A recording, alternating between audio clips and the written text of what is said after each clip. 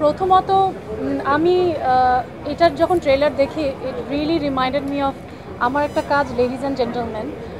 আমার কাছে মনে হয়েছে যে ওই পুরো স্পিরিটটা আমি এই সাবা ছবিতে আরেকবার অন্যভাবে উপলব্ধি করতে পেরেছিলাম। এবং সবচেয়ে মজার ব্যাপার হচ্ছে it's not a very black and white story. এখানে মেজাবিন আপুর ক্যারেক্টার বা যারই বলি সবার আসলে কেউ এখানে ভালো বা খারাপ মানুষ আপনি কাউকে বলতে পারবেন না। আর থ্রু আউট দ্য জার্নি এই কোয়েশ্চেনগুলোই আসলে রাইজ করে যে একজন মা হিসেবে কতটা সফল বা একজন সন্তান হিসেবে বা এই যে ল্যাকিংসগুলো আমরা সবসময় দেখি যে একটা সেলিব্রিটারি স্টোরি, বাট এই জায়গায় কিন্তু it's very realistic. I will say যে আমাদের যে রিয়েল লাইফের স্ট্রাগলগুলো এবং যেই জিনিসগুলো হয়তো আমাদের আনকমফোর্টেবল লাগে কথা বলতে বা পর্দায় দেখতে, সেগুলো উঠে এসেছে।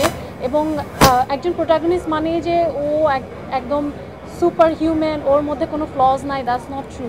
So I think it's a very relatable journey. এবং মেজাবিন আপু, মনোয়ার ভাই, প্রাচী আন্টি সবাই এত ভালো করেছে, it did not feel like a film. আমার কাছে মনে হচ্ছে we were seeing like real life characters. It was wonderful. আর মাকসুদ ভাই ফার্স্ট ফিল্ম হিসেবে আমি বলবো যে he did an amazing job এবং সামনে আমরা আশা করছি যে এর থেকে আরও বেটার কাজ করতে।